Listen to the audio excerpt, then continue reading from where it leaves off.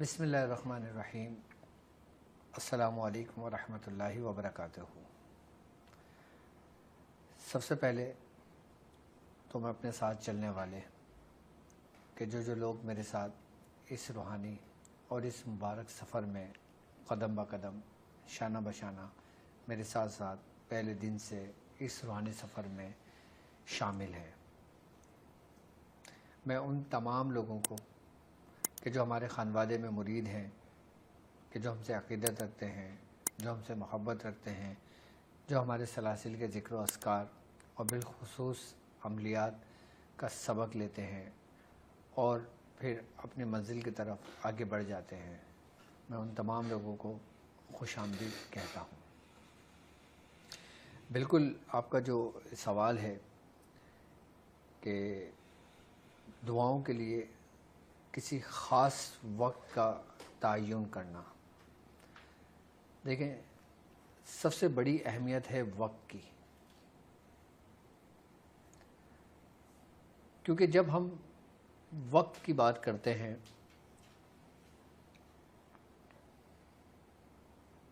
تو ہم پر 5 وقت ایسے ہیں جو باقاعدہ طور پہ مقرر کیے گئے ہیں کہ ان 5 وقتوں میں تم نے حاضری دینا ہے، یہ تم پہ فرض کیا گیا ہے، یعنی کہ جو نماز کا وقت ہے۔ اگر وقت کی اہمیت نہ ہوتی تو شاید یہ وقت ہمارے لیے متعین نہیں ہوتا۔ دعائیں ہمارے دل سے نکلی ہوئی، ہماری زبان سے نکلی ہوئی، یقیناً وہ گردش کرتی ہیں اور ایک خاص وقت میں کہ جب وہ قبولیت کا دروازہ کھلتا ہے تو وہ اس میں داخل ہوتی ہیں، تو ہماری دعائیں قبول ہوتی ہیں۔ اس لیے کہتے ہیں کہ روحانیت کی دنیا میں، عملیات کی دنیا میں وقت کی پابندی کی بڑی اہمیت ہے، بالخصوص اس وقت کی کہ جب سرکار دو عالم صلی اللہ علیہ وآلہ وسلم آپ خود اپنے آپ کو مشقت میں ڈال کر اٹھا کرتے تھے، یعنی تہجد کا وقت۔ صحیح، کیونکہ یہ وقت وہ ہے جو ہم امتیوں پر بڑا گراں گزرتا ہے، کیونکہ یہ وہ وقت ہوتا ہے کہ جب ہم پرسکون نیند میں ہوتے ہیں، بالکل۔ اور جو لوگ پرسکون نیند میں نہیں ہوتے وہ کسی نہ کسی الجھن کا شکار ہوتے ہیں، وہ کسی نہ کسی فضولیات میں لگے ہوتے ہیں، وہ ان وقت کی اہمیت کو نہیں سمجھتے، کیونکہ یہ وہ وقت ہے کہ جس کے بارے میں سرکار دو عالم صلی اللہ علیہ وآلہ وسلم کا فرمان عالی شان ہے کہ آپ نے فرمایا کہ اللہ رب العزت رات کے آخری پہر 7ویں آسمان تک جلوہ افروز ہوتا ہے اور اپنا رخ روئے زمین پہ کر کے کہتا ہے کہ کوئی ہے مجھ سے مانگنے والا کہ میں اس کو عطا کر دوں، کوئی ہے مجھ سے گناہوں کی بخشش کرنے والا کہ میں اس کے گناہوں کو بخش دوں، کوئی ہے مجھ سے کسی حاجت کا طلبگار کہ میں اس کی حاجت کو پورا کر دوں۔ صرف وہی وقت کیوں؟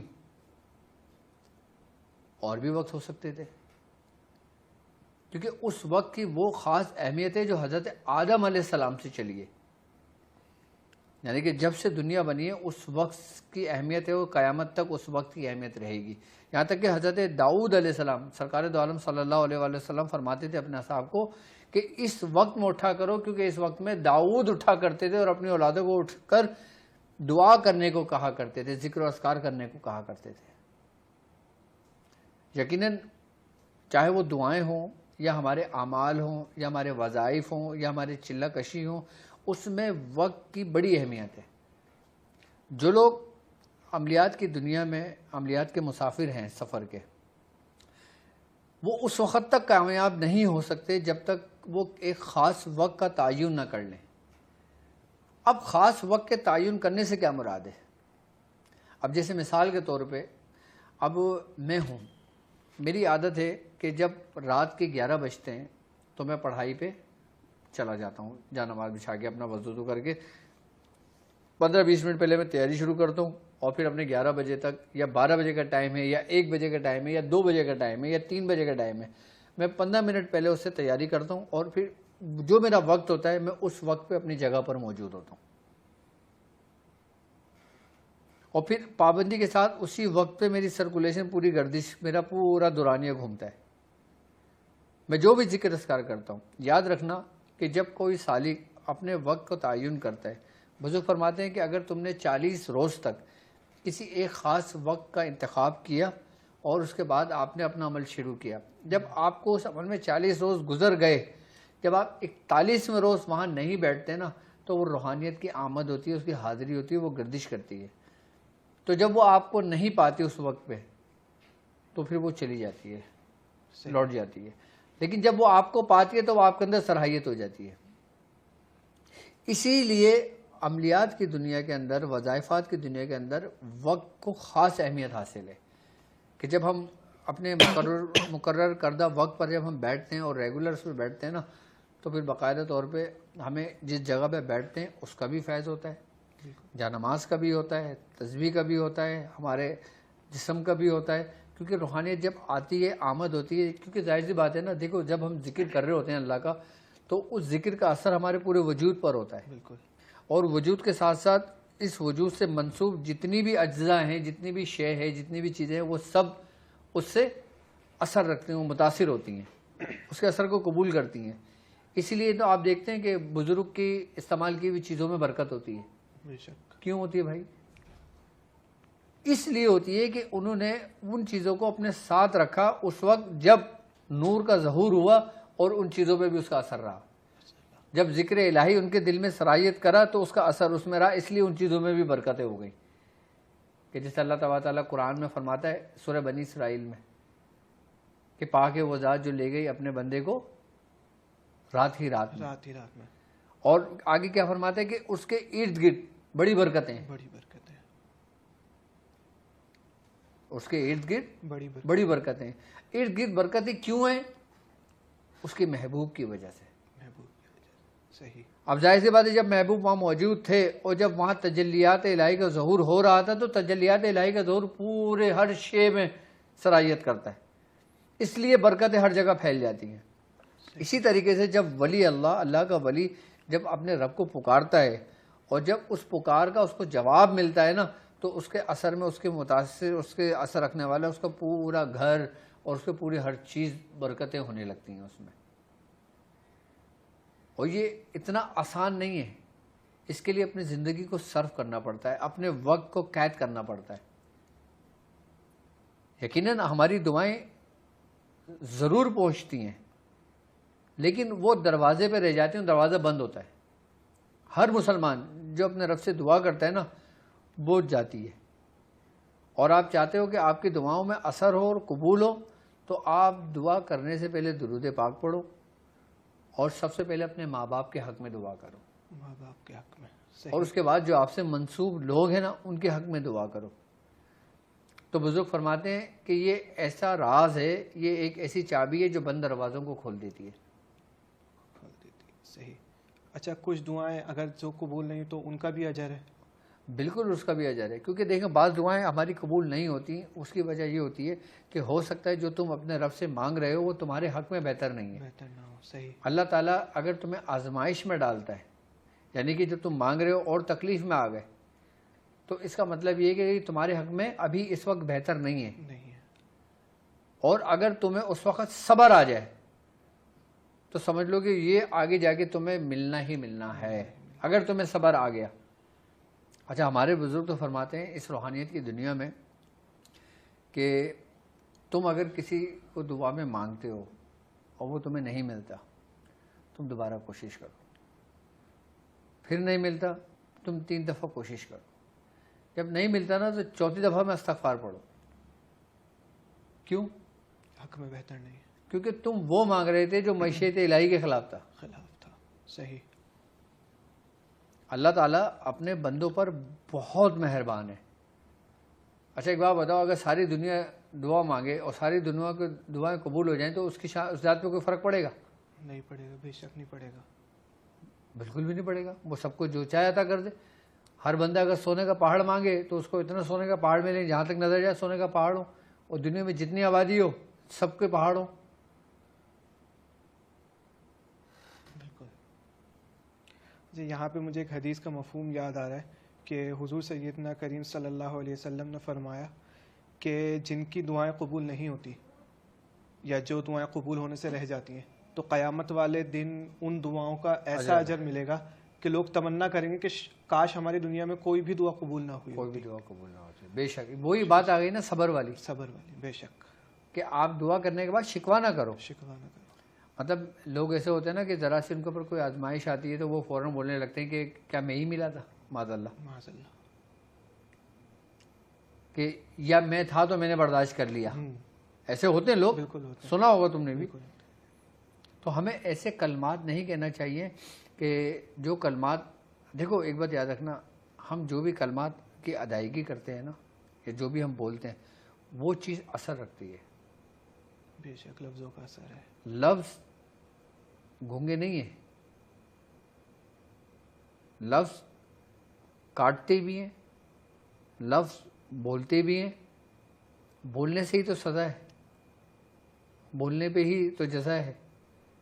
تم ایمان لائے ہو, زبان سے بالکل بولا ہے نا, بالکل اقرار کیا ہے نا, اور اگر تم زبان سے انکار کر دو تو اس کا مطلب ہے جو تم کہہ رہے ہو وہ اثر ہے اس کا. بالکل. اب ایمان کا معاملہ یہ ہے کہ تم زبان سے اقرار کرو, دل سے اس کی تصدیق بھی کرو, اور پھر اس پر عمل پیرا بھی ہو. صرف زبان سے اقرار کرنا ہی ایمان نہیں ہے. مکمل اور کامل ایمان کیا ہے؟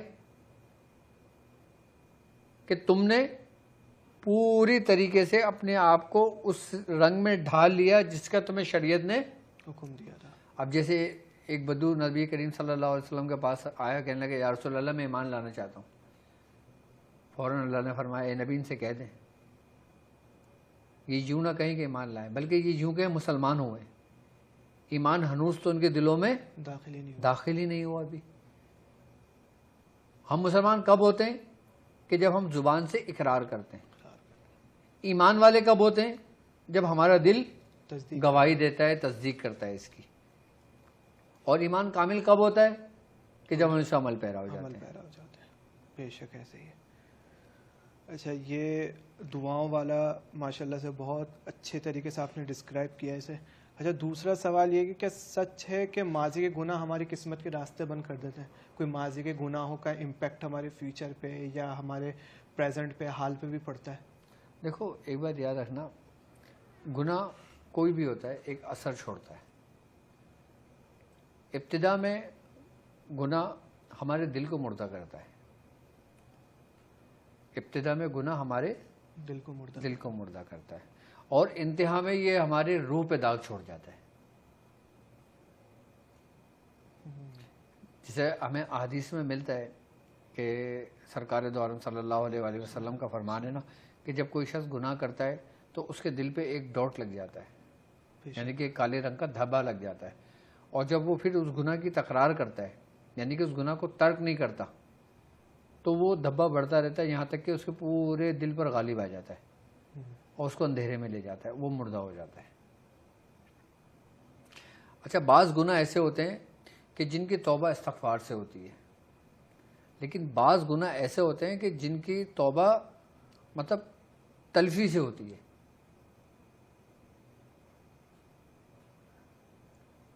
اب یعنی کہ جو تم نے اگر کسی تم نے نماز نہیں پڑھی, نماز چھوڑ دی اور جان بوجھ کر چھوڑی, یہ گناہ ہے. بے شک. اب یہ لیکن معاملہ تمہارا اور اللہ کا ہے. اللہ کا ہے. بے شک. اب اللہ چاہے تمہیں معاف کر دے, اللہ چاہے تمہیں گرفت میں لے لے. اب ایک گناہ ہوتا ہے بندے اور بندے کا, حقوق العباد, جسے حقوق العباد کہتے ہیں. صحیح. اب بندے اور بندے میں بندہ پھنستا ہے, بندہ اور اللہ کے معاملے میں بندہ کبھی بھی نہیں پھنستا.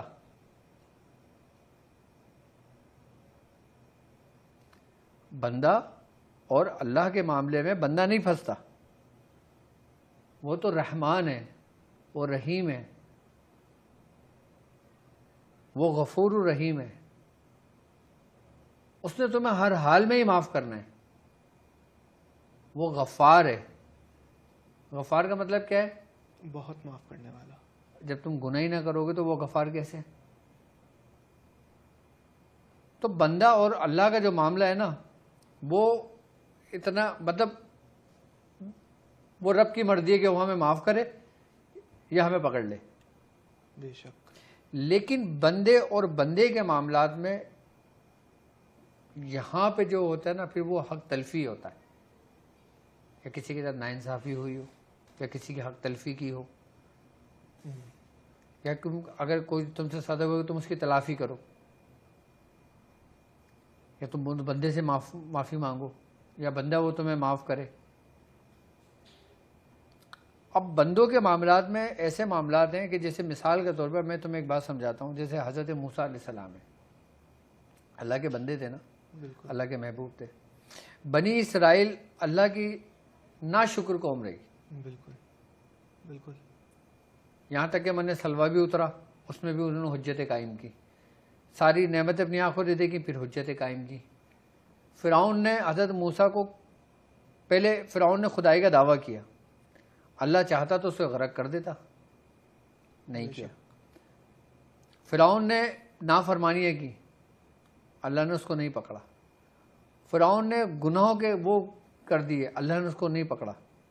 لیکن جب فرعون نے حضرت موسیٰ علیہ السلام کو نقصان پہنچانے کی کوشش کی, بندے کو اللہ کے, تو اللہ نے فرعون کو پکڑ لیا, اور ایسا پکڑا کہ اس کو غرق کر دیا اور عذاب نازل کر دیا. تم اللہ کو نہ مانو تو اس کی شان میں کوئی کمی آتی ہے؟ بے شک نہیں آتی. لیکن تم اس کے دوستوں کو تنگ کرنا شروع کر دو,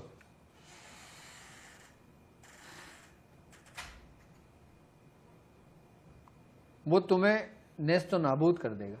بے شک ایسا ہی ہے. عذاب جتنے بھی قوموں پہ آئے نا, وہ اس قوم کی سرکشی کی وجہ سے نہیں, بلکہ اللہ کے محبوب کو تکلیف اور ایذا دینے کی وجہ سے آئے. بالکل. جیسے حضرت صالح علیہ السلام کی اونٹنی, بالکل. اگر وہ اونٹنی کو قتل نہ کرتے, حضرت صالح علیہ السلام کو نقصان نہ پہنچاتے, وہ ناشکر تھے, وہ لوگ تو نافرمان تھے. جیسے قوم عاد, قوم سمود. تو عذاب کب نازل ہوتا ہے کہ جب انسان بندوں پر ظلم و زیادتی کرنی شروع کر دیتا ہے. اسی طریقے سے بعض گناہ ایسے ہوتے ہیں کہ جو ابتدا میں تو ہمیں اس کا پتہ نہیں چلتا. دیکھو ایک بات یاد رکھنا کہ ہمارے بزرگ فرماتے ہیں گناہ کرنا گناہ نہیں ہے, انسان ہے, انسان کے خمیر میں ہی خطا ہے. بالکل ایسا ہی ہے. خطا ہر انسان سے ہے, سوائے اللہ کے خاص پیغمبر اور نبی کے, وہ معصوم ہے. وہ معصوم ہے. بے شک. ہر انسان سے خطا ہو سکتی ہے اور ہوتی ہے.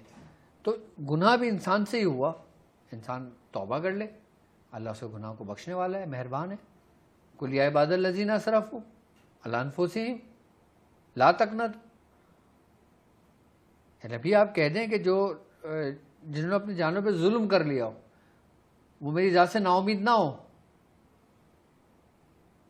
اگر ہم یہ سمجھیں کہ ہم سے گناہ سرزد ہو گیا, اب اللہ ہم کو معاف کرے گا نہیں کرے گا, یہ نہ سوچو, مایوسی کی طرف نہ جاؤ, بلکہ تم اس گناہ کو ترک کر دو. بعض آزمائشیں ہم پر ہمارے گناہوں کی وجہ سے آتی ہیں. بے شک. بعض آزمائشیں ہم پر لوگوں کو تکلیف دینے کی وجہ سے آتی ہیں. ہم سے گناہ سرزد ہوا, ہم فوراً رجوع کر لیں, وہ گناہ ختم. لیکن گناہ پہ ڈٹ جائیں ہم, تو پھر کوئی دوسرا نہیں ہے جو تمہاری سفارش کر لے یا تمہیں بچا لے. اسی لیے یہ کہتے ہیں کہ جو بندہ اور بندے کا معاملہ ہے نا, اس میں تم کلیئر رہنا. سب سے زیادہ سخت وہی ہے, سب سے زیادہ پوچھ گچھ اسی میں ہے. بے شک. بے شک. اچھا, آج کل ہمارے اس پرفتن دور میں یہ بہت ہو رہا ہے کہ بزرگان دین کے بارے میں, اسلاف امت کے بارے میں بہت چھوٹے اور گرے ہوئے جملے لوگ آسانی سے استعمال کر لیتے ہیں, اور تمسخر اڑایا جاتا ہے پھر ان کا. تو یہ بھی ایک وجہ ہے ہمارے بہت پیچھے رہنے کی اور ہمارے دن بدن حالات میں گرنے کی. بالکل. دیکھو حضرت امام اعظم ابو حنیفہ رحمۃ اللہ علیہ کے پاس دو شخص آئے, کہنے لگے کہ اے امام, ہمارا فیصلہ کریں. آپ نے فرمایا کیا ہوا؟ فرمایا میں کہہ رہا ہوں امام حسین حق پر تھے اور یہ کہہ رہے یزید حق پہ تھا. تو آپ نے فرمایا اچھا تم یہ بتاؤ کہ تم نماز پڑھتے ہو؟ اس نے کہا جی حضور کبھی چھٹ جاتی ہے، کبھی قضا پڑھ لیتا ہوں، کبھی نہیں پڑھ پاتا. آپ نے یہ سوال دوسرے سے پوچھا، اس نے بھی یہ کہا حضور کبھی پڑھ لیتے ہیں کبھی نہیں پڑھتے. آپ نے فرمایا کہ تم روزے رکھتے ہو؟ انہوں نے کہا حضور رمضان کے تو رکھ لیتا ہوں اور کبھی کبھی بیماری کی وجہ سے یا سفر کی وجہ سے چھٹ جاتا ہے، میں اس کی قضا بعد میں کر لیتا ہوں. یہ سوال دوسرے پوچھا. اس طریقے سے امام اعظم نے سوال کیا اور اس کے بعد آپ غصے سے لال ہو گئے. آپ نے فرمایا دفع ہو جاؤ، اللہ رب العزت روز محشر اور قبر میں تم سے یہ نہیں پوچھے گا امام حسین حق پہ تھے یا یزید حق پہ تھا، وہ تم سے تمہارے اعمال کے بارے میں پوچھے گا.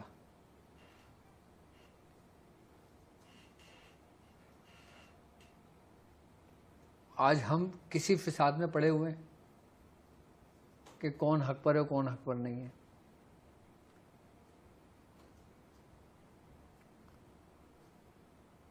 تو اس لیے بزرگ فرماتے ہیں کہ نبی تو بہت ہی اعلیٰ ہیں، صحابہ بہت ہی اعلیٰ ہیں، اللہ کے ولی بہت ہی اعلیٰ ہیں. آپ کسی عام انسان کے بارے میں بھی کوئی ایسی گفتگو نہ کرو کہ اگر اس کو پتہ لگے کہ اس نے پیٹھ پیچھے تمہارے متعلق ایسی گفتگو کی کہ اس کا دل دکھے، تو یہ بھی بہت سخت پکڑ ہے اس کی. یعنی کہ ابھی ایک شخص تیسرا یہاں موجود نہیں ہے، ہم اس کے بارے میں آپس میں گفتگو کریں کہ یار وہ تو سالہ ایسا ہے، یہ ہے وہ ہے فلاں ہے ڈھماکہ ہے. تم نے جا کے اس کو بتا دیا کہ بھائی ڈاکٹر صاحب تمہارے بارے میں ایسے ایسے کہہ رہے تھے اور اس کا دل دکھا. اس کی پوچھ گچھ ایسی ہے کہ تمہاری ساری نمازیں تمہارے منہ پہ مار دی جائیں گی.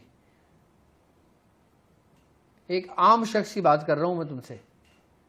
کس شخص کی؟ عام شخص کی. ایک عام شخص کی جو سالہ کبھی نماز پڑھ لیتا ہے کبھی نہیں پڑھتا. صحیح. تو صحابی اور نبی اور پھر اللہ کے دوست، ان کے متعلق تو زبان بھی نہیں کھلنی چاہیے. اچھا ایک بات بتاؤ، ان کے معاملات میں اگر تم گواہیاں دو گے تو تم پہ کیا اثر ہے؟ ہمارا ایمان کیا ہے کہ ہم اللہ اور رسول پر ایمان رکھیں ہیں، ملائکہ پر ایمان لائیں، جنت اور دوزخ پر ایمان لائیں اور اللہ کے احکام کی پیروی کریں. اس کے بعد کون حق پر ہے کون حق پر نہیں ہے یہ ہمارا معاملہ نہیں ہے. تم اگر کسی کافر سے بھی کہو گے نا وہ بھی بولے گا ہم ہی حق پر ہیں، تم اس کو قائل نہیں کر سکتے. نہیں کر سکتے. تو جب تم کسی کافر کو نہیں کر سکتے تو کسی مسئلہ کو فرقے میں کیسے کر سکتے ہو کسی کو قائل؟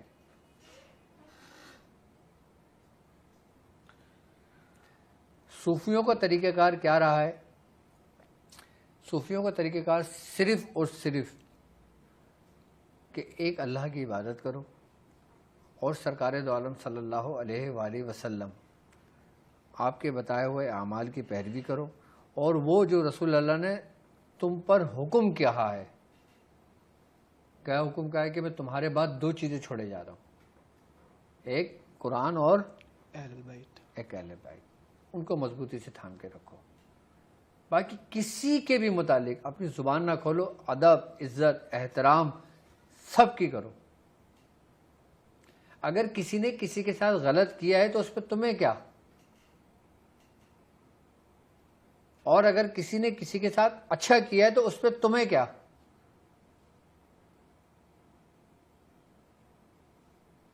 بتاؤ مجھے.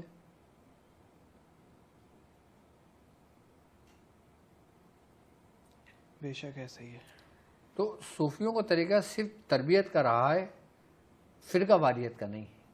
فرقہ ہمارا تعلق نہ کسی فرقہ واریت سے ہے، نہ کسی مسلک کی توہین سے ہے، نہ کسی مسلک کے چرچا کرنے کی ہے، نہ ہمارا طریقہ ہمارے بزرگوں کا طریقہ کچھ ایسا رہا ہے کہ ہم کسی کو پرموٹ کریں.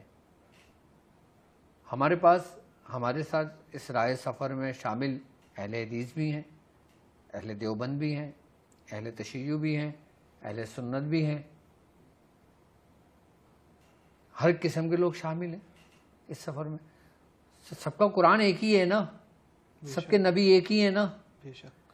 سب کی روحانیت طریقہ کار ایک ہی ہے نا.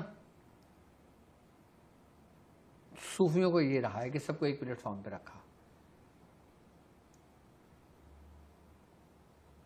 یہ نہیں کہا کہ بھائی تو فلاں ہے تو تو نکل جا، تو فلاں ہے تو تو نکل جا. نہیں، صوفیوں کا طریقہ کار یہ نہیں رہا. صوفی تو کسی کافر کو نہیں نکالتے اپنی محفل سے. پھر تو ہم لوگ کلمہ گو ہیں. بے شک ایسا ہی ہے. دیکھو ایک صوفی ہی ہے جو کسی کو کافر نہیں کہتا، ورنہ ہر فرقے میں کوئی نہ کوئی کسی کو کافر ضرور کہتا ہے.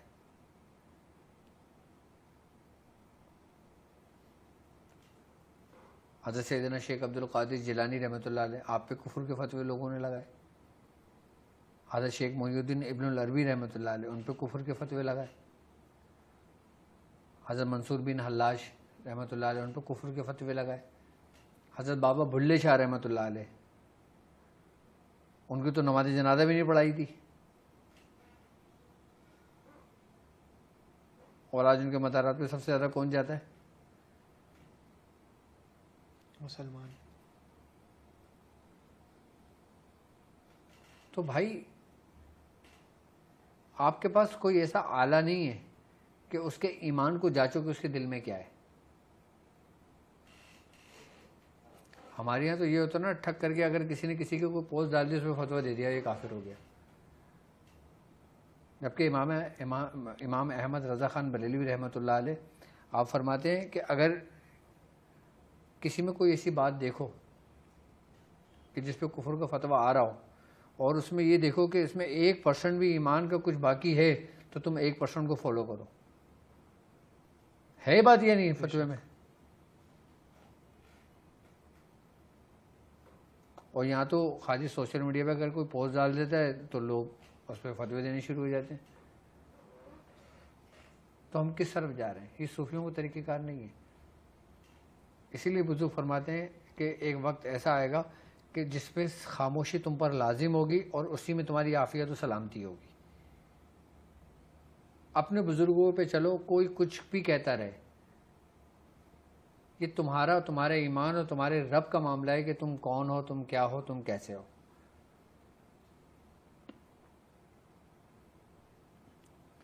ہمارے یہاں فتنے کیوں اٹھے؟ اس لیے کہ ہم نے لوگوں سے وہ سوال کرنے شروع کر دیے جو اللہ ہم سے کرے گا. ہم وہ سوال نہیں کرتے جو ہمیں ایک دوسرے کی ضروریات ہیں. اگر کوئی ادھر نیت باندھ رہا ہے، کوئی ایسے نیت باندھ رہا ہے، کوئی ہاتھ چھوڑ کے پڑھ رہا ہے، تو ہمارا مطلب ان چکروں میں نہیں پڑھنا. آپ جس طرح پڑھتے ہو آپ پڑھو. ہاں ہمارا عقیدہ وہی ہے جو ہمارے بزرگوں کا اہل سنت والجماعت کا ہے، جیسا ہمارے بزرگوں نے ہمیں تعلیم کیا. ہم اپنے اہل سنت والجماعت کی نماز پڑھتے ہیں، آپ جس طرح پڑھو، ہمیں کوئی مسئلہ نہیں ہے.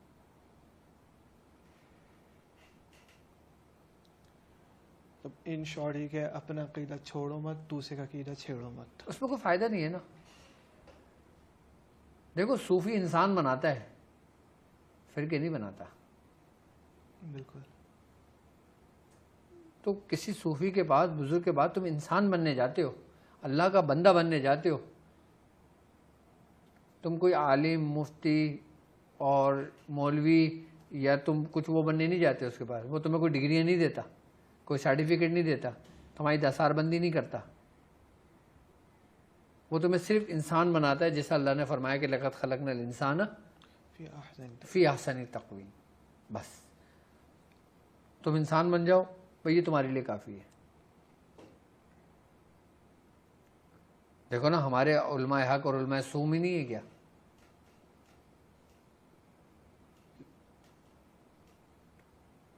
تو بھائی یہ معاملہ خیر دوسری طرف چلا جاتا ہے. اللہ تعالیٰ ہمیں محفوظ رکھے، ہمیں ہمیشہ ہمارے بزرگوں کے راستے پہ رکھے. جیسے ہمارے بزرگوں نے ہمیں تعلیم دی ہے اس پہ عمل کرنے کی توفیق عطا فرمائے. اچھا، اب اس ٹاپک سے تھوڑا سا ہٹ کے لوگوں کے اپنے پرسنل سوالات بھی دراتے ہیں کہ کسی نے کیا، بہت سارے لوگوں کا یہ سوال ہوتا ہے کہ سوتے میں اکثر ہاتھ پیر بالکل بے جان ہو جاتے ہیں.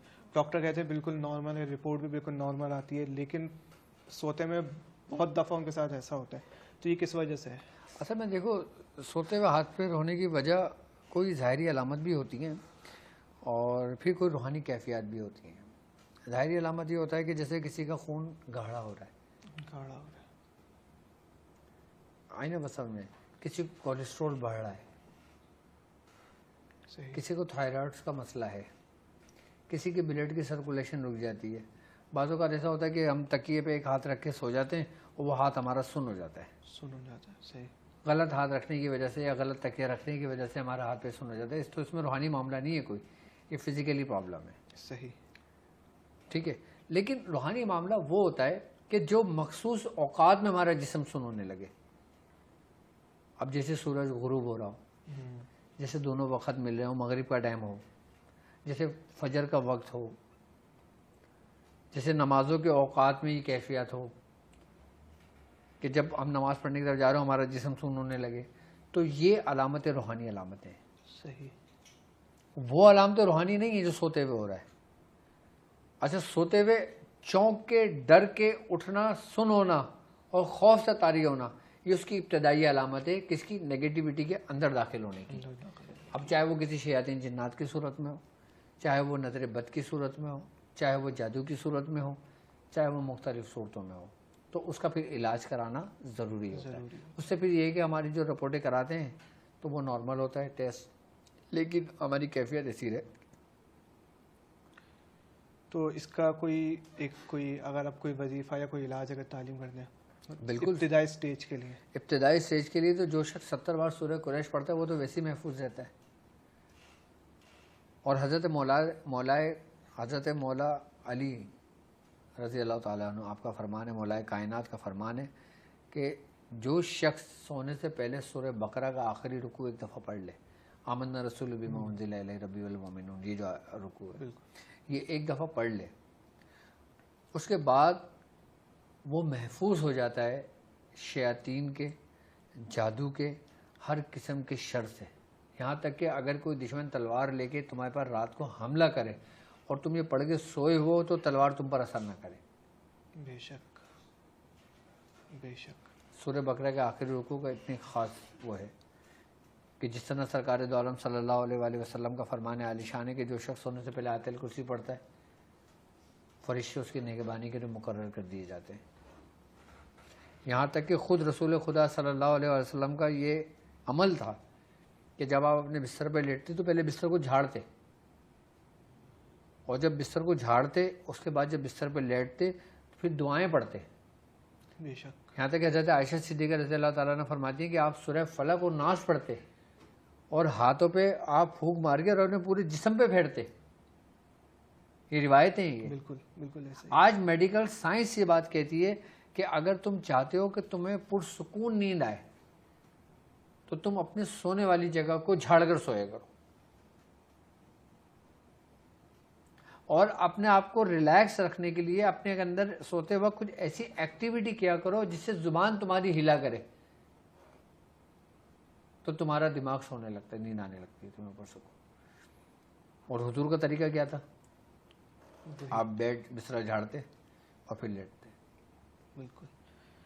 اچھا ڈاکٹر صاحب, ابھی آپ نے سورہ قریش کا ذکر کیا, پچھلے ایپیسوڈ میں بھی ہوا تھا, اور وہ سوال میرے ذہن میں آیا تھا کہ لشکر قریش آپ نے بنایا ہے, اور مطلب بہت سارے لوگوں کا سوال ہوتا ہے جو نئے ہمارے ساتھ جڑتے ہیں کہ لشکر قریش میں شامل کیسے ہوں, کس طرح سے سٹارٹ کریں, اس کے فائدے کیا ہیں, اور ہمارا لشکر قریش ابھی کس پوزیشن میں کہاں تک پہنچ چکا ہے. دیکھو, لشکر قریش یہ ہمارے بزرگوں کے حکم پر بنا ہے. بے شک. میری مرضی سے نہیں بنا. صحیح. یہ ہمارے سلاسل کے بزرگوں کے حکم پر بنایا گیا ہے, اور پھر اس کی کمانڈ مجھے سونپی گئی. بے شک. اور پھر اس لشکر کو لے کر چلنے کی ہدایتیں مجھے دی گئیں کہ تم نے کس طرح لوگوں کی تربیت کرنا ہے اور کس طرح لوگوں کو لے کے چلنا ہے. تو پہلی بات تو یہ کہ یہ ہمارے بزرگوں کے حکم پہ بنا, اور جو لوگ اس قریش میں لشکر قریش میں شامل ہیں الحمدللہ وہ ہر قسم کے شر سے محفوظ ہیں. بے شک. اور اس وقت لاکھوں کی تعداد میں روز پڑھی جاتی ہے سورہ قریش. سبحان اللہ. لاکھوں کی تعداد میں روز پڑھی جائے. روز پڑھی جا رہی ہے سورہ قریش. اور اس پرفتن دور میں جو ہم موجود ہیں اس سے ہمیں صرف اسی سورہ قریش ہی بچا سکتی ہے, اسی کی روحانیت. بے شک بے شک. جو لوگ سورہ قریش ہمارے ساتھ شامل ہیں, پڑھتے ہیں, وہ جادو کے شر سے, شیاطین کے شر سے, عملیات کے شر سے, نظر بد کے شر سے, دشمنوں کے شر سے, شیاطین دشمنوں کے شر سے یہ محفوظ رکھتی ہے سورہ قریش. کیونکہ جس طرح اللہ تبارک العزت نے محفوظ کیا,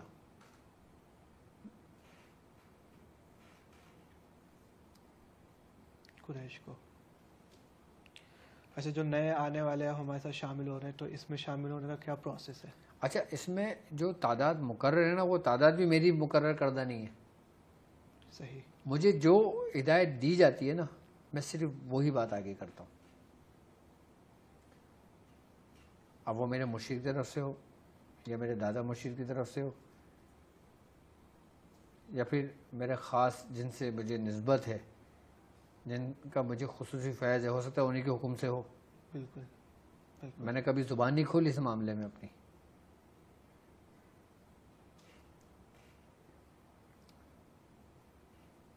تو سارا فیض انہی کی طرف سے ہے. پہلے 70 مرتبہ, پھر 313 مرتبہ, پھر 1100 مرتبہ, پھر 1900 مرتبہ. یہ تعداد اس طریقے سے مقرر کی گئی تھی اس کی. صحیح. تو پہلے کتنے دن؟ 40 دن. پہلے 70 مرتبہ 70 دن پڑھ لیں, 70 دن. اس کے بعد 313 مرتبہ 40 روز, پھر 1100 مرتبہ 40 روز, پھر 1900 مرتبہ 40 روز, اور پھر سوا لاکھ کر لیں. صحیح صحیح. اچھا, ایک سوال میرے اور ذہن میں آ رہا ہے کہ جب روز اتنے سارے لوگ, ہزاروں لاکھوں کی تعداد میں سورہ قریش پڑھی جا رہی ہے, تو ایک اندیکھا روحانی سا حصار ایک سب پڑھنے والے آپس میں کنیکٹ ہو کے بناتے ہیں پورا. بالکل بناتے ہیں. اور ایک ساتھ پڑھنے میں فائدہ یہ ہوتا ہے کہ ایک اجتماع کی ضرورت میں کہ روحانیت گردش کرتی ہے, گردش کرتی ہے, اور کنیکٹ ہوتی ہے ایک دوسرے سے. صحیح. کہ جیسے ایک ٹیلی نور کے سب کے کوڈ ایک ہیں, بالکل 0345. صحیح. جیس کا الگ ہے, بالکل زوم کا الگ ہے. اسی طریقے سے جو صورتوں کے جو کوڈ ہے نا, یہ ایک دوسرے سے کنیکٹ کرتے ہیں. کنیکٹ کرتے اب نمبر آگے وہ انسانوں کے اپنے اپنے اپنے فریکوینسی ہے. ماشاءاللہ, بہترین بہترین مثال. تو 70 کی تعداد, اور یہ تعداد اور جو تعداد مقرر کی جاتی ہے نا, یہ اس کے کوڈ ہیں. صحیح. کیونکہ ہر چیز ایک اپنے مدار کے گرد گردش کرتی ہے. اللہ تعالیٰ سورہ جن میں کہتا ہے نا, ہم نے ہر چیز کو عددوں میں شمار کر دیا, محفوظ کر دیا. بالکل. ہر چیز عددوں میں شمار ہے. اب سورہ قریش کا کوڈ الگ ہے, سورہ اخلاص کا الگ ہے, سورہ مزمل شریف کا الگ ہے, سب کے الگ الگ ہے. اور ہر انسان کے اپنے کوڈنگ الگ ہے. اب تم کوئی سافٹ ویئر بناتے ہو یا کوئی اپلیکیشن بناتے ہو, تو اس کی آپ نے دیکھا ہوگا ویب سائٹ کے پیچھے کوڈنگ ہو رہی ہوتی ہے. بالکل. تب جا کے آپ وہ اپلیکیشن آپ یوز کرتے ہو, تو آپ اس میں دیکھتے ہو اس میں کوئی بف تو نہیں آیا, اس میں کوئی معاملہ تو نہیں ہوا, بالکل صحیح چلی, کیا چلی, وہ پیچھے کوڈنگ کا سارا کمال ہوتا ہے. بالکل بالکل ایسا ہی ہے. اگر کوڈنگ کے اندر کچھ الفابیٹ اوپر نیچے ہو گیا, آگے پیچھے ہو گیا, تو ساری کوڈنگ خراب ہو جاتی ہے. وہ پوری ایک سیکوینس ایک ترتیب سے چل رہی ہوتی ہے. جب ظاہری حالات میں وہ چیز جو انسان کے ہاتھوں سے بنائی ہوئی ہے وہ ایک ترتیب کے ساتھ ہے, تو کیا آپ کی روحانیت آپ کی ترتیب کے ساتھ نہیں ہوگی؟ بے شک ہوگی, بے شک. اصل میں انسان کو اپنی کوڈنگ ہی پہچاننا اب انسان کو اصل کی طرف لے جاتی ہے. اصل کی طرف لے جاتی ہے. انسان کی اپنی کوڈنگ کیا ہے کہ جس نے پہچانا اپنے نفس کو, اس نے پہچانا اپنے رب کو. اب ہم اس کوڈنگ کو پہچان کر ہم ایپلیکیشن تک چلے گئے, ہم اس کو یوز کر رہے ہیں, بلکہ دنیا یوز کر رہی ہے, لیکن خود کو پہچان کر اس کی حقیقت کے قریب نہیں جا رہے. صوفی کا کام کیا ہوتا ہے کہ انسان بنانا اور پھر انسان کو اس کی اہمیت بتانا کہ تمہاری یہ اہمیت ہے, تمہارے اندر یہ راز موجود ہے, تمہاری کوڈنگ یہ ہے. اب تم اس کو کنیکٹ سورہ قریش سے کر لو, اس کو کنیکٹ سورہ مزمل سے کر لو, اس کو کنیکٹ ناد علی سے کر لو, اس کو کسی بھی وظائف یا کسی بھی دعا سے کر لو. کنیکٹ ضرور ہوتا ہے. کسی بھی چیز کا اثر ہمارے وجود میں بہت جلد اس وقت ہوتا ہے کہ جب ہم کوئی بھی صورت, کوئی بھی آیت وہ ہماری کوڈنگ سے کنیکٹ کر جاتی ہے. صحیح صحیح صحیح. انسان ایک راز ہے. راز ہے. آپ بغیر ٹیلی فون نمبر ملائے آپ مجھ سے بات نہیں کر سکتے. اگر آپ کو میرا نمبر پتہ چل گیا, آپ نے میرا نمبر ڈائل کیا, تو کون اٹھائے گا؟ ڈاکٹر صاحب ہی اٹھائیں گے. بالکل. کوئی دوسرا ڈاکٹر تو نہیں اٹھائے گا. اسی طریقے سے انسان سے کنیکشن جوڑنے کے لیے, کنیکٹیویٹی کے لیے, یہ جو تعداد ہے نا 70 مرتبہ 313 مرتبہ, یہ آپس میں ایک دوسرے سے جوڑتی ہے. اور باقاعدہ انسان کو ایسے محسوس ہوتا ہے کہ وہ اکیلا نہیں بیٹھا ہوا. صحیح صحیح. جتنے بھی لوگ سورہ قریش پڑھ رہے ہیں نا, وہ اپنے آپ کو تنہا نہیں سمجھتے. مجھے 1000 لوگوں نے بتایا کہ ہمارے ساتھ جمع غفیر موجود ہے. اور یہ کیا بات ہے, یہ کیا کیفیت ہے؟ تو میں ان کو سمجھاتا ہوں کہ یہ وجہ یہ ہے اس کی. اچھا, اس سیشن کا آخری سوال, پھر ہم ہربل اور طبی سیشن کی طرف پڑھیں گے, کہ یہ والا سوال بھی بہت سارے لوگوں نے کیا ہے کہ ہم کیسے پہچانیں کس پر جادو ہے یا صرف نظر بد ہے. دونوں کی علامتیں ملتی جلتی لگتی ہیں. ملتی جلتی ہیں, لیکن اس میں فرق ہوتا ہے. صحیح. دیکھو, نظر بد کی جو علامت ہوتی ہے نا, وہ سب سے پہلے ظاہری علامتیں ہمارے جسم کے اوپر نمودار ہونے شروع ہو جاتی ہیں, ظاہر ہونے شروع ہو جاتی ہیں. جیسے آنکھوں میں ہلکے پڑنا, صحیح, آنکھوں میں پھیکا پن, بے رونقی, جسم مرجھا جانا, جسم کمزور سا محسوس ہونا, یا چہرے کی رنگت سیاہ پڑنا. یہ کس کی علامتیں؟ نظر بد کی. اچھا, جادو کی علامتیں ایک دم ظاہر نہیں ہوتی. صحیح. نظر بد کی فوری ظاہر ہو جاتی ہیں, کیونکہ نظر بد جادو سے زیادہ خطرناک ہے. جادو تمہیں لقمہ اجل تک پہنچانے میں وقت لے سکتا ہے, لیکن نظر بد نہیں لے سکتی. وہ لمحوں میں اونٹ کو گرا دیتی ہے. بالکل. کہ جیسے حضور کا فرمان ہے کہ نظر بد انسان کو قبر اور اونٹ کو ہانڈی تک پہنچا دیتی ہے. تو نظر بد جو ہوتا ہے نا, اس کی یہ علامتیں ظاہری علامت ہوتی ہیں, کیونکہ یہ پہلے ہماری ظاہری پہ ظاہر ہوتی ہے ہمارے باڈی پہ, اور اس کے بعد پھر یہ اندر سے سرایت کرتی ہے. اچھا, جادو جو ہوتا ہے نا, وہ ہمارے وجود کے اندر آہستہ آہستہ سرایت کرتا ہے, جیسے سلو پوائزن ہوتا ہے. جادو ایک دم اثر نہیں کرتا, آہستہ آہستہ جسم میں سرایت ہوتا ہے, اور پھر وہ اندر سے پوری جڑیں کاٹ دیتا ہے. نظر بد فوری آتی ہے, فوری ہم کلام الہی پڑھتے ہیں, وہ چیز ہم پہ اتر جاتی ہے, ہم وضو کرتے ہیں, وہ چیز ہم سے ختم ہو جاتی ہے. لیکن جادو ختم نہیں ہوتا. جادو ختم نہیں ہوتا. کسی پہ نظر بد لگی, محفل سے آیا, سر بھاری ہونے لگا, سر درد ہونے لگا, جسم اٹھانے لگا, سست ہونے لگا, اس نے کہا بیگم آج تھوڑی طبیعت ناساز سی ہو گئی, تھکن سی بہت زیادہ ہو گئی, ایسی کیفیت ہو گئی, لیکن اصل میں وہ نظر میں ہے. نظر میں وہ ایسی کیفیت محسوس کرے تو فوری جا کے وضو کر لے, 50% نظر اتر جاتی ہے. صحیح. لیکن جادو نہیں اترتا وضو کرنے سے.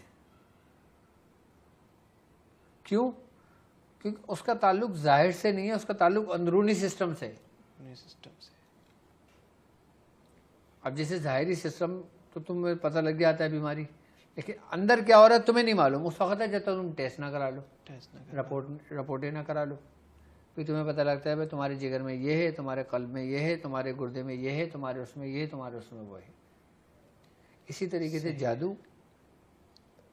تشخیص کرنے کے بعد ظاہر ہوتا ہے, اور نظر بد ایسے ہی ظاہر ہو جاتی ہے. اس لیے آپ نے دیکھا ہوگا کہ عموماً گھروں کے اندر ہماری جو دادی ہوتی ہیں, نانی ہوتی ہیں, والدائیں ہوتی ہیں گھروں کے اندر, وہ اپنی اولاد پہ فوراً پڑھ کے دم کرتی رہتی ہیں کہ تم نظر سے محفوظ رہو. کوئی اپنے بچے کو کالا ٹیکا لگا دیتی ہے, کوئی اپنے کالا ڈورا باندھ دیتی ہے, کوئی ماں کچھ کر لیتی ہے, لیکن ماں جادو کے لیے نہیں کر سکتی, اور وہ بولتی بھی نہیں ہے کہ میں جادو کی حفاظت کے لیے کر رہی ہوں. بالکل. اگر تم کسی ماں سے بچے سے پوچھو تم نے ڈوری کیوں ڈالا, وہ یہ نہیں بولے کہ جادو سے حفاظت کے لیے ڈالا ہوا ہے. کیا بولتی ہے؟ نظر بد سے. نظر بد سے بچانے کے ڈالا. نظر بد. اچھا, نظر بد کا علاج اس طرح سے گھر میں پاسبل ہے, جادو کا علاج لازمی کروانا پڑے گا عامل سے. اب دیکھو نا, اب ایک بندے کو بخار چڑھا ہوا, وہ جا کے تو ٹیبلٹ پیناڈول کھا لے گا, دوسری ٹیبلٹ کھا لے گا, بخار اتر جائے گا اس کا. یا کوئی بھی دوا نہ کھائے, 3 دن اپنے آپ کو بھوکا رکھے تو بخار کا زور ختم ہو جائے گا. بالکل. کیونکہ 3 دن گردش کرتا ہے. ٹھیک ہے, لیکن اگر اللہ نہ کرے کوئی موذی امراض پیدا ہو گیا, جیسے کڈنی میں سٹون آ گئے, پتھر ہو گئے. اب دوائیں کھاتے رہو گے, پتھر تحلیل نہیں ہوں گے, درد میں تمہیں کمی واقع ہو جائے گی. اب ڈاکٹر تمہیں مشورہ کیوں دیتا ہے کہ یار اس کو آپریٹ کرا لو. اب آپریشن کے لیے جب آپ جاتے ہو تو ڈاکٹر کے ہاسپٹل جاتے ہو, اس کے ہاسپٹل کی فیس دیتے ہو, اس کے روم میں آپریشن کی فیس دیتے ہو, اور پھر جو اسپیشلسٹ ڈاکٹر ہوتا ہے اس کی فیس دیتے ہو. بالکل. اور پھر ایک پورے پروسیس سے گزرتے 2 گھنٹے کا تمہارا آپریشن ہوتا ہے.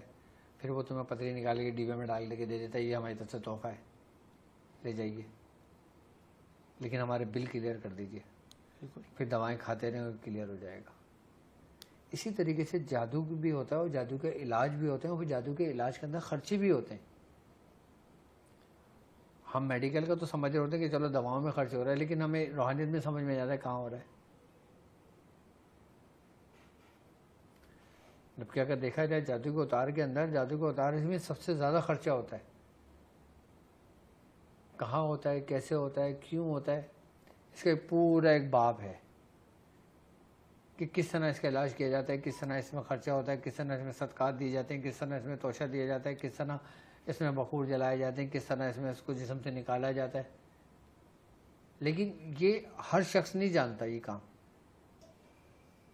وہی جو اس فن میں مہارت رکھتا ہے, جو اس کام کو جانتا ہو کہ اس کو کرنا ہے کیسے. بعض اوقات ہم کسی جاہلوں کے ہاتھ لگ جاتے ہیں نا تو ہم اپنی جان سے بھی ہاتھ دھو بیٹھتے ہیں. بالکل بالکل ایسے ہی ہے. جس طرح ہر مولوی جادو کا اتار نہیں کر سکتا, لیکن ہر مولوی دم کر سکتا ہے. دم کر سکتا ہے, لیکن وہ جادو کو اتار نہیں کر سکتا.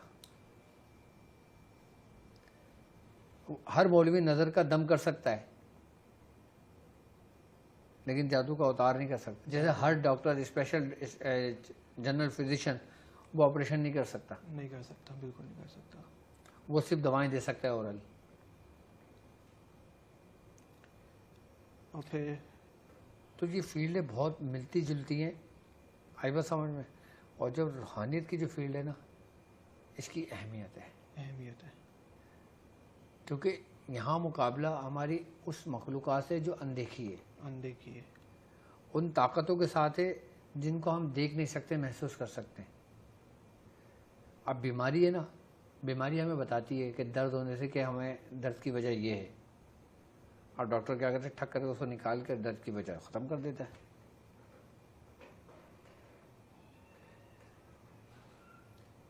اسی لیے میں اپنے شاگردوں کو بولتا ہوں, سمجھاتا ہوں کہ آپ لوگ سورہ قریش کے لشکر میں شامل ہو, ہمارے ساتھ ہر سفر میں جڑا کریں, تاکہ اس میں سیکھنے کو ملتا. میں نے اپنی یوٹیوب ویڈیو پر, سوشل میڈیا پر, ہمارے جو واٹس ایپ چینل ڈاکٹر عبدالوالد شاذلی کے نام سے ہے, ٹیلی گرام پہ ہمارا چینل ہے, وہاں پہ میں مختلف پوسٹ سے اتارے کے طریقہ کار یہ سارے سمجھاتا رہتا ہوں, بتاتا رہتا ہوں, عمل بتاتا رہتا ہوں. اور بڑے مستند عمل, وہ عمل جو باقاعدہ طور پہ اجازتوں کے ساتھ ہیں. بالکل. اور الحمدللہ ہمارے ساتھ اس سفر میں شامل باقاعدہ طور پہ بڑے بڑے درگاہوں کے سجادہ نشین ہمارے ساتھ شامل ہیں. اس سفر میں بڑے بڑے لوگ شامل ہیں ہمارے ساتھ اس سفر میں. اور یہاں تک شامل ہیں, یہاں تک کہتے ہیں کہ ڈاکٹر صاحب ہمارے والد پیر و مرشد, ہمارے والد کا ایک نام تھا, لیکن ہم نے اپنے والد صاحب سے یہ کام نہیں سیکھا. ہم عیش و عشرت میں پڑے ہوئے تھے اس وقت, ہمیں ضرورت نہیں سمجھی. آج ہمارے والد صاحب کا انتقال ہو گیا, اور آج ہم جب یہاں پہ آگے بیٹھے تو ہم بالکل فارغ ہیں. ہم کسی کا علاج نہیں کر سکتے, لیکن لوگ ہم سے امید رکھتے ہیں, ایک آس رکھتے ہیں, ہم دعا کرتے ہیں ان کے لیے. پھر ان کو میں نے سمجھایا, میں نے کہا اس ترتیب سے لوگوں کو لے کے چلو. آج وہ اپنے مریضوں کی تعلیم و تربیت کر رہے ہیں, آج وہ علاج کر رہے ہیں, آج ان کے والد صاحب سے زیادہ اس کے بعد رش ہے. ہم نے تو ایسی نیکیاں کی ہیں. کیوں؟ کیونکہ ہم نے اپنے بزرگوں کی چپلی سیدھی کری ہیں. بالکل. ہم نے بزرگوں سے سیکھا ہے, اس وقت میں سیکھا ہے کہ جب دنیا ہمارے مرشد کو نہیں جانتی تھی. دنیا ہمیں نہیں جانتی تھی, نہ شہرت تھی, نہ دولت تھی, نہ کوئی کسی چیز کی خواہش تھی, نہ کسی کی چیز کی چاہت تھی. جب رات ہوتی تو ہمیں یہ بھی نہیں پتا ہوتا کہ صبح میں نصیب ہوگی بھی نہیں ہوگی. اس راستے میں ہم نے اس وقت کام سیکھے ہیں. اور آج کے بچے جو کام سیکھ رہے ہیں عیش و عشرت میں سیکھ رہے ہیں. ہم نے پیسے کمانے کے لیے, دولت کمانے کے لیے نہیں کیا تھا. اگر دولت کمانے کے لیے کرتے تو ہم 25 سال سے دولت کما رہے ہوتے. بالکل. آج ہمیں اس عرصے میں 27-28 سال اگر ہو گئے تو یہاں تک کا سفر ہمارا 28 سال کا سفر ہے، اور لوگ سمجھتے ہیں کہ ڈاکٹر صاحب 2 سال میں کہاں سے کہاں پہنچ گیا. 2 سال تو نظر آتے ہیں، وہ 25 سال نظر نہیں آتے جو اصل محنت کے ہیں. جو اصل محنت کے ہیں. بزرگ فرماتے ہیں اگر تم پیسے کے پیچھے بھاگے تو تم ذلیل و خوار ہو جاؤ گے. پیسہ تمہیں رسوا کر دے گا، پیسہ آگے بھاگے گا. اگر تم اس چیز کے پیچھے جاؤ گے جو تمہارا مقصد ہے تو دنیا تمہارے پیچھے بھاگے گی. ایسا ہی ہے، بالکل ایسا ہی ہے. جب تم اللہ کے لیے اپنی خواہشات کو ترک کرتے ہو، کیا اللہ کے لیے خواہشات کو ترک کرتے ہو. ہم نے اپنے 25 سال جو ہم سے ہمارے بزرگوں نے کہا ہم نے کیا، اپنے رب کے لیے ہم نے خواہشات کو ترک کر دیا. ہم نے ایک کھولی کے اندر، وہ کھولی اتنی بڑی کہ ہم پیر بھی نہیں پھیلا سکتے تھے، ہم نے وہاں پہ سالوں سو کے گزارے، میں نے خود، اور ان لوگوں نے دیکھا جو آج بھی زندہ ہیں. میرے والد محترم خود میرے کمرہ دیکھا حجرہ انہوں نے کہ میں نے کس طریقے سے وقت گزارا اپنا ابتدائی، اور انہوں نے سختیاں کروائی ہم پر کہ ہم نے ہر خواہشات کو ترک کیا، ہر چیز کو ترک کر دیا. یہاں تک کہ جب ہمارا ابتدائی دور تھا تو ہمارے سامت ہی ہمارے چچا، ہماری تھوڑی سی عمر سے بڑے تھے، 1-2 سال، وہ کرکٹ کھیل رہے ہوتے تھے، وہ انجوائے کر رہے ہوتے تھے، وہ سب کچھ کر رہے ہوتے تھے، گاڑیوں میں گھوم رہے ہوتے تھے. ہمیں اجازت نہیں کہ ہم گھر سے قدم باہر نکال دیں، صرف اپنے کام کی وجہ سے. ہم نے اللہ کے لیے سب کچھ ترک کیا تھا نا. آج اللہ نے ہمیں وہ سب کچھ لوٹا دیا جس کی ہمیں اس وقت خواہش تھی، دگنا کر کے اللہ پاک، اور دگنا کر کے لوٹایا. بے شک. اگر تم اپنے سفر کا آغاز اس لیے کرتے ہو کہ تم اسے دنیا کماؤ گے تو تم نہ کرو. اگر تم اپنے سفر کا آغاز اپنے رب کے لیے کرتے ہو تو 1 سال کر لو یار، ہم نے تو پھر بھی اتنے 20 سال گزارے ہیں، تم 1 سال گزار لو، تمہیں سب کچھ دگنا ہو کے لوٹا دیا جائے گا.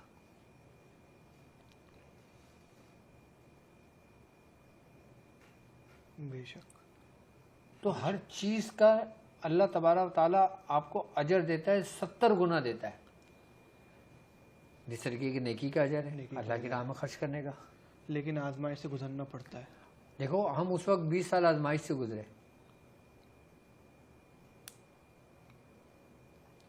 ہم ایسی آزمائش سے گزرے کہ میرے خیال سے 2007 یا 2008 کی بات ہے کہ جب ہمارے چھوٹوں کی شادی ہوئی تو ہمارا گھر چھوٹا تھا. تو جب ہم اپنے گھر کرائے پہ گئے تو 2500 روپے کرایہ ہمارے پاس نہیں ہوتا تھا دینے کے لیے. لیکن ہم نے اللہ کا شکر ادا کیا، جڑے رہے، لگے رہے اپنے کام میں.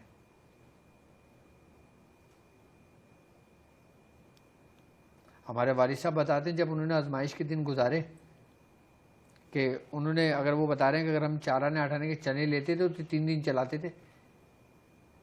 ہمارے والد صاحب بتاتے ہیں جب ان کے اوپر آزمائش تھی تو ایک میں لال رنگ کی چپل ہوتی تھی، ایک میں ہرے رنگ کی چپل ہوتی تھی، کرائے کے مکان میں رہتے تھے.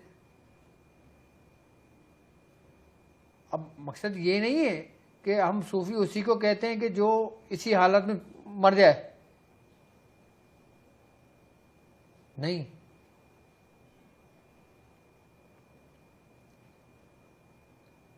وہ آزمائش، وہ ابتدائی وقت تھا، وہ گزر گیا، ہر وقت گزر جاتا ہے. اب چھوٹوں پہ کیا آزمائش آئی ہے بتاؤ مجھے ذرا، کس نے کیا تکلیف اٹھائی ہے؟ ہمارے سے چھوٹے، مجھ سے جتنے بھی چھوٹے ہیں نا، سب سونے کا چمچہ لے کے پیدا ہوئے ہیں اچھے دور میں. آج میں بات کر رہا ہوں الحمدللہ میرا پورا خاندان ہے، میرے پورے بھائی ہیں، میرے سب پورا موجود ہیں، سب اس بات کو جانتے ہیں اور تصدیق کریں گے ان سے پوچھیں گے تو.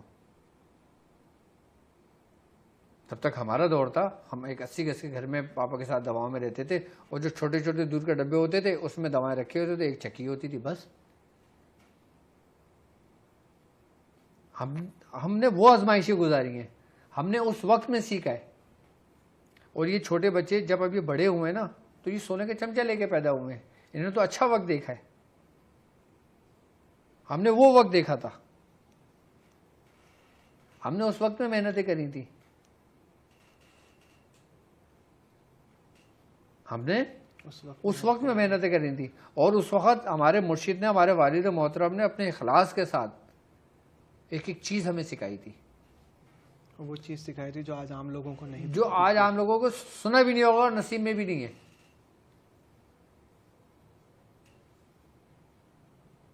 کیونکہ اس وقت ان کا انتہائی دور تھا آزمائش کا. بالکل اللہ تعالیٰ اپنے بندے کو آزماتا ہے اور پھر اپنی نعمتیں دیتا ہے. بالکل ایسا ہی ہے. اب تم یہ بولو کہ نعمتیں تو مل گئیں، کیوں مل گئیں؟ بھائی پیر صاحب جو ہے نظرانے آتے ہوں گے، یہ ہوتا ہوگا، چندہ آتا ہوگا، یہ ہوتا ہوگا، وہ ہوتا ہوگا. اب لوگ انگلیاں اٹھاتے ہیں نا، بالکل لیکن اس پیر کے پیچھے جو اس کی آزمائش تھی نا اس کو نہیں دیکھتے لوگ. بالکل ایسا ہی ہے. محنتیں نہیں دیکھتے اس وقت کہ اس پیر کو جو آج اللہ کی نعمتیں اتنی ہیں، رحمتیں اتنی ہیں، لوگ اپنی جانیں پیش کر رہے ہیں. کیوں کر رہے ہیں بھائی؟ کیونکہ اس نے اپنی جان کو پیش کر دیا تھا اپنے رب کے حضور.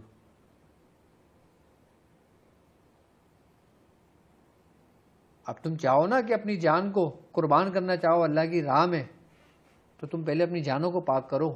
جانوں کو پاک کیسے کرتے ہیں؟ آزمائش سے گزر کر. بغیر آزمائش سے گزر کے جانیں پاک نہیں ہوتی. آج ہر بندہ بولتا ہے کہ میں اللہ کی راہ میں جان دے سکتا ہوں. اللہ کو تمہاری جان کی کیا پرواہ؟ وہ تمہاری ناپاک جان لے کے کیا کرے گا بالکل جب تک تم پاک نہ کر لو اسے؟ کیونکہ قرآن کہہ رہا ہے کہ قد افلاح من تزکا، کہ کامیاب ہوا وہ شخص جس نے اپنے نفس کو پاک کیا. اب ہم قربانی کا جانور لینے گئے تھے، ابھی ہم کان دیکھ رہے ہیں کٹا ہوا تو نہیں ہے، ہم کھال دیکھ رہے ہیں کوئی زخم تو نہیں ہے. کیونکہ ہم اللہ کی راہ میں قربان کرنا ہے. جب ہم جانور کے اندر نقص ڈھونڈ رہے ہیں تو تم تو اپنی جان لے کے اللہ کی راہ میں جا رہے ہو. تو ہمارے بزرگوں نے ابتدائی وقتوں میں آزمائشوں کے لیے اپنی جانوں کے نذرانے پیش کیے ہیں، اور رب پھر کوئی چیز لوٹاتا ہے تو پھر وہ اجر کے ساتھ لوٹاتا ہے. حل جزاء الاحسان الا الاحسان. الا الاحسان. اور اس کی سب سے بڑی مثال اسلام کا ابتدائی دور بھی ہے، اور پھر اسلام پہ اللہ پاک نے جو نعمتیں پھر صحابہ کرام کو آزمائش کے بعد دی. اور کیسی نعمتیں تھیں بھائی. حضرت غوث اعظم کا زمانہ دیکھ لو، بالکل آپ کی حیات مبارکہ دیکھ لو. ابتدائی وقت میں آپ نے آزمائشیں کیسی گزاری بہت کہ آپ جنگلوں میں گزارے، کھانے کو نہیں ہوتے تھے. لیکن آپ کا انتہا وقت کیا تھا کہ اللہ نے اپنی نعمتیں آپ پر تمام کر دی تھیں. بے شک بے شک. حضرت نظام الدین اولیاء محبوب الہی کا زمانہ دیکھ لو، ابتدائی وقت میں کیسی آزمائشیں گزاری تھی، اور جب انتہا وقت ہوا تو اللہ نے کیسی نعمتیں دی. اب تم انتہا میں تو بولو بابا کو تو بڑے نظرانے آ رہے ہیں، بڑے جانور ذبح ہو رہے ہیں، بڑے لنگر بن رہے ہیں، بڑی دیگیں بن رہی ہیں. لیکن اس کا وہ وقت تم نے نہیں دیکھا کہ جب اس نے اپنی جانوں کے نذرانے پیش کیے تھے، آزمائش میں تھا جب وہ. اب ہمارا زمانہ، ہمارے ساتھ ابھی لوگ موجود ہیں جو ابھی بھی زندہ ہیں اور میں حضور کے ساتھ ہیں. انہوں نے دیکھا ہے کہ ڈاکٹر صاحب نے کیسی محنتیں کری ہیں، کیسی آزمائشوں سے گزرے ہیں. صحیح صحیح صحیح صحیح. تو ایسی ہمارے والد صاحب گزرے آزمائشوں سے، ایسی انہوں نے زمانہ دیکھا. اچھا ڈاکٹر صاحب، آپ کا ایک وہ ہے کہ آپ جدت کو اور روحانیت کو ایک ایک ساتھ لے کے چلتے ہیں. آپ نے جو ویب سائٹ ریڈی کروائی ہے اس میں جو فیچرز ہیں وہ میرے خیال میں اس شعبے میں ابھی تک موجود انٹرنیٹ پہ اس طریقے سے ڈیجیٹلی اس میں کہیں پہ بھی نہیں ہے. تو یہ اس کے پیچھے کوئی حکمت ہے کہ جدت اور روحانیت دونوں کو ایک ساتھ لے کے چلنا؟ دیکھو، انسان کو زمانے کے حساب سے چلنا چاہیے. بے شک. آئی نا بس سمجھ میں. اور ہر زمانے میں علاج کے طریقہ کار بدلتے رہے. بالکل. اب جیسے آج سے 100 سال پیچھے چلے جاؤ، ایلوپیتھک نہیں تھا، نہیں تھا. انجیکشن نہیں تھے، ٹیبلٹ نہیں تھے، ڈرپس نہیں تھی، آپریشن نہیں تھے، یہ نہیں تھا، وہ نہیں تھا. تو آج کے انسان وہی کامیاب انسان ہوتا ہے کہ جو ہر دور میں اس دور کے مطابق چلتا ہے، لیکن اپنے اسلاف کو نہیں چھوڑتا. اسلاف کو نہیں چھوڑتا. یہ چیز بھی نوٹ رکھنا ہے میری، صحیح. کہ زمانے میں زمانے کے ساتھ تو چلتا ہے، لیکن اس کے قدم اور اس کی نظر اپنے اسلاف پر رہتی ہے. تو ہمارا طریقہ کار بھی وہی رہا ہے. اب ویب سائٹ جدید زمانہ ہے، جدید دور ہے، تو ہم نے اسی حساب سے تیار کری، اور پھر اپنے ہی اسلاف کے بتائے ہوئے طریقہ کار اس میں ہم نے اپلوڈ کر دیے سند کے ساتھ. وہی طریقہ کار ہم نے لوگوں کو تعلیم کی ہے. اچھا، آپ کا جو حکمت کی طرف رجحان ہے، آپ نے پہلے بھی پروگرام میں کہا تھا کہ روحانیت اور حکمت ایک ایک ساتھ چلتی ہے. بالکل. تو ابھی آپ کے مطلب پہ اور ویب سائٹس وغیرہ پہ بھی کورسز موجود ہیں، تو یہ ہمارے پاس یہ موٹاپے سے نجات، اکثیر دماغ و اعصابیہ والے کورسز بھی موجود ہیں؟ بالکل بالکل، ایسے ہر تمام کورس موجود ہیں. اب دیکھو سب سے بڑی بیماری آج کے دور میں جو چل رہی ہے وہ چل رہی ہے موٹاپا. موٹاپا، صحیح. اچھا، ہمیں پہلے اس چیز کو نوٹ کرنا ہے کہ موٹاپے کی وجوہات کیا ہوتی ہیں، موٹاپا کیوں آتا ہے ہم پر. موٹاپا کا تعلق، کھانا تو ایک الگ چیز ہے، سب سے زیادہ اور سب سے گہرا تعلق اس کا ہے بد احتیاطی اور بے وقت کھانا. یعنی کہ جو آئے بسم اللہ، اور بے ٹائم کھانا، بے وقت کھانا. دیکھو ایک بات یاد رکھنا، پہلے زمانے میں اگر ہم اپنے اسلاف کا طریقہ کار دیکھیں نا، تو ان کا طریقہ کار یہ ہوتا تھا کہ وہ صبح کا ناشتہ نا بادشاہوں کی طرح کرتے تھے. یعنی کہ فجر میں اٹھتے تھے، نماز پڑھتے تھے، اس کے تھوڑی دیر بعد جب سورج طلوع ہوتا تھا ناشتہ کرتے تھے اور سیر ہو کے کرتے تھے، مطلب جیسے بادشاہوں کا کھانا ہوتا ہے. اور دوپہر کا کھانا ان کا ایسا ہوتا تھا جیسے وزیر کا کھانا ہوتا ہے، یعنی کہ درمیانہ. اور رات کا کھانا ایسا ہوتا تھا جیسے سپاہیوں کا، کہ سپاہی کو دال بھی مل رہی ہے، سبزی بھی مل رہی ہے، کبھی کبھی پانی مل رہا ہے، کبھی کبھی بھیگی بھی مل رہی ہے. اور ہمارے دور کے اندر یہ پورا الٹ گیا. بالکل. ہمارے اندر بیماریوں نے کب جنم لینا شروع کیا کہ جب ہم نے اپنی روٹین کو اپوزٹ کر دیا، بدل دیا. جب تک ہم قانون فطرت کے ساتھ ساتھ چل رہے تھے تو ہم کامیاب تھے، جب ہم اس کے اگینسٹ گئے تو اسی فطرت نے ہمیں بیمار کر دیا. اب جیسے صبح اٹھنا صحت کے لیے فائدہ مند ہے، ہم صبح سوتے ہیں اکثر لوگ. اب ہماری روٹین کیا ہے، صبح کا ناشتہ ہم سے کیا نہیں جاتا. اچھا، اب ناشتے میں ہم کیا کرتے ہیں جی، ہم تو ماڈرن ہو گئے نا، ایڈوانس، تو تھوڑے پاپے آ گئے، ڈبل روٹی آ گئی، بریڈ آ گئے، جیلی آ گئی، بالکل. جیم آ گیا، مکھن آ گیا. اور مکھن بھی وہ جو نارملی گھروں میں بنتے ہیں، مطلب اعلیٰ کوالٹی کے بھی نہیں. اور پھر دوپہر میں ہم نے تھوڑا بہت کھا لیا تو کھا لیا، رات میں ہم نے پیٹ بھر کے کھایا، تو اس سے پھر ہمارے جسم میں ہارمونز چینج ہونے لگے. اور سب سے زیادہ fast food, burger, pizza, cold drink, اس نے ہمارے وجود کو پھیلانا شروع کر دیا. کولیسٹرول لیول بڑھنا شروع ہو گیا، بلڈ پریشر کے مریض آنے لگے. اگر میں بتاؤں جب ہم بچے تھے، سن 90 کی بات بتا رہا ہوں، یعنی کہ آج سے تقریباً 30-32 سال پہلے، اس وقت ہم جب بچے تھے نا، ہمیں بیماریاں نہیں معلوم ہوتی تھیں. ہمارے ہاسپٹل بھی جو نا، بس سمجھ لو کہ ہمارے ایریا میں تو ہاسپٹل تھا ہی نہیں. ہاسپٹل جانے کے لیے نا ہم پتہ نہیں سوچتے تھے، کہ ہم یہ سوچتے تھے کہ ہاسپٹل جا رہا ہے بندہ مر گیا. اور جب ہم بچے ہوتے تھے، ہم سنتے تھے نا کسی کو ہاسپٹل لے کے گئے تو اس کی ڈیڈ باڈی آتی تھی. یعنی کہ اور جس کی ڈیڈ باڈی آتی تھی نا، اس کی عمر کتنی ہوتی تھی؟ 90 سال، 95 سال، 85 سال. صحیح. کیونکہ ہمارے دور کے اندر گلی گلی میں ڈاکٹرز بیٹھے ہوتے تھے، بس ہماری والدہ ہمیں لے کے جاتی تھی، وہیں دوا دلائی، وہیں چلے گئے، فارغ ہو گئے ہم. اس وقت نہ بروس تھا، نہ برگر تھا،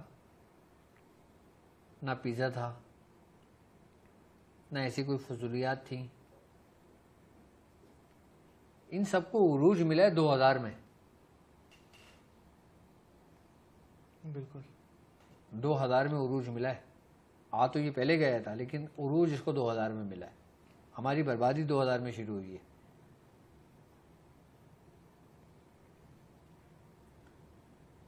تو اس سے پھر کیا ہوا کہ موٹاپا بہت تیزی سے بڑھتا چلا گیا. جو لوگ یہ فاسٹ فوڈ کا زیادہ استعمال کرتے ہیں نا، ان کو زیادہ بہت تیز بڑھا. تو اس میں ہم نے پورا کورس بنایا اپنا، جو مرد اور خواتین دونوں کے لیے فائدہ مند ہے، اور بالخصوص کولیسٹرول کو بھی کنٹرول کرتا ہے، ہارٹ کو بھی محفوظ کرتا ہے، اور جسم سے فاضل چربی کو بھی تحلیل کرتا ہے، پگھلاتا ہے. پسینے کے ذریعے، واش روم کے ذریعے سب کچھ اس کا اخراج کرتا ہے اس کو. یہ ہمارا فیٹ گو کے نام سے ہے. صحیح. اور یہ نسخہ وہ نسخہ ہے جو آج سے 20 سال پہلے ہم نے پاپا کے دواخانے میں بنایا تھا. بہت لوگوں کو دیے, بہت فائدہ ہوا لوگوں کو. اچھا, مردانہ کمزوری بانجھ پن کا بھی ہربل کورس پورا موجود ہے؟ مردانہ کمزوری, اعصابی کمزوری, بانجھ پن, اس کے لیے بھی پورے کورس موجود ہیں. صحیح صحیح. میں خیال سے سوشل میڈیا ہماری ویب سائٹ پر ہے نا اس کی detail? Social media platforms پہ ساری موجود ہیں اس کی ڈیٹیل, بس اور کیا ہے.